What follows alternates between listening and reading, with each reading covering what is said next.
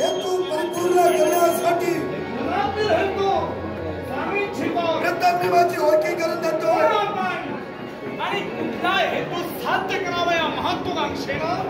मी आमच्यापर्यंत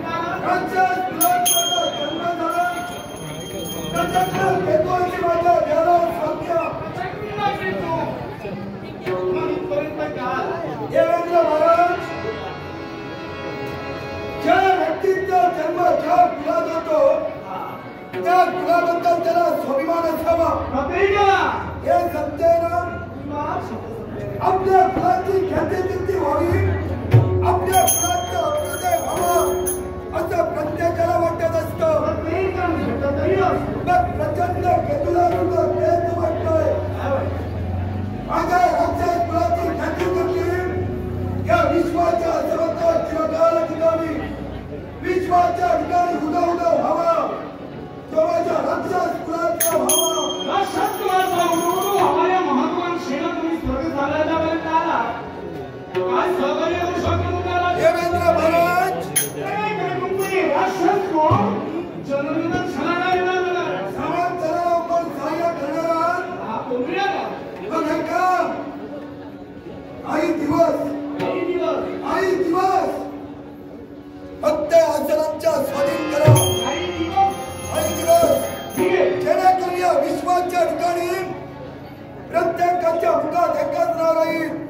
राज्यात प्रचंड केतूचा निर्माण झाला पण माझं सिंहासन हे कुणाचं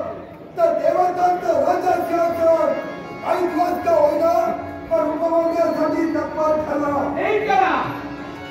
प्रजातंत्र निर्माण होतं तुमच्या राष्ट्रकुलातील राजकारणाचा पुन्हा गंध आहे तुम्हाला मला सांगा या विश्वाच्या ठिकाणी काही राक्षस जन्माला आले म्हणून मातीत मिसळले पण या विश्वात कुणाची ख्याती किती होऊन राहिली काम ख्याती किती झाली असेल तरी पण माझ्या प्रश्नाचं एकच आहे असं कोणतं किती राजकर्ते आहात मग राजकारण्याची जबाबदारी काय हो एकच स्वतःच्या राजा सिंहासनावर बसवावं राजदंड हाती घ्यावा आणि प्रजेला न्यायदान करावं मग न्यायदान करावं ही महत्वाकांक्षा तुमची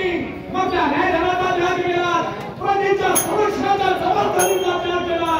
राजवैभवाचा त्याग करून दुसऱ्याच्या राज्यावर तुम्ही डोळा ठेवतात इतकं योग्य आहे देवेंद्र महाराज मी आपल्याला प्रथमच वाटते सारा काही करता याला कारण आणि राहता राहिला प्रश्न तर एका राजकर्त्याला दुसऱ्या राज्यावर आक्रमण करावं त्या राजकर्त्याला पराजित करून स्वतःच्या राज्याचा विस्तार करावा हे शास्त्र बोलतोय मग राज्य विस्तारासाठी तुम्ही तयार आहात राज्य विस्तार करणं म्हणजे प्रक्रिया शत्रूप्रमाणे आक्रमण करणं होय आणि ज्यावेळी सम्राटाचा बहुमानाचा ग्रहात तो प्राप्त व्हावा या सदिच्छेनं तर त्या राजकर्ता वावरत असेल तर समोरच्या व्यक्तीवर त्यांना जय संपादन करावा हा नीती नियम बोलला जातोय तो धर्मनियम बोलला जातोय पण या महत्वाकांक्षेला येऊ नको कारण त्या इंद्रबलावर हा पुरंदर जन्माला आलाय या अस्तित्व सदाचा गाजवितोय या पुरंदराच्या इंद्रबलावर कुणी बसू शकत नाही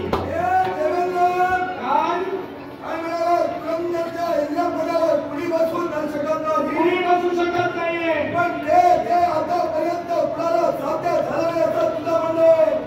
हे साध्य करण्यासाठी प्रचंड केतूची पावलं पर्यंत पडली असाध्य गोष्ट साध्य करण्याचा प्रयत्न तुला कमी केला जात असेल तर आतापर्यंत तू तो बोलून गेलास पूर्वजांनी काही कीर्ती मिळवली नाही मग निर्वात असताना उतरलेली पावलं ज्याप्रमाणे उन्हाळ्याची आलेला सूर्य अस्पमान होण्यासाठी पूर्वाची शिला समान होतो त्याचप्रमाणे तुझ्या जीवन चारित्र्याचा अस्ता त्या सगळ्या सर्वांच्या होणार आहे विश्वाच्या ठिकाणी जो जीवन जन्माला आलाय एक ना एक दिवस तो मरणारा त्याचा हस्ता होणार नाही मृत्यूची भीती अंतर्यामी देऊन जगणारा मी नव्हे तर मनात आणलेला हेतू परिपूर्ण करण्यासाठी एकताची मृत्यूची धुंद देईल मरण कुणाला मागून मिळत नाहीये मरण टाळण्याचा तरी प्रयत्न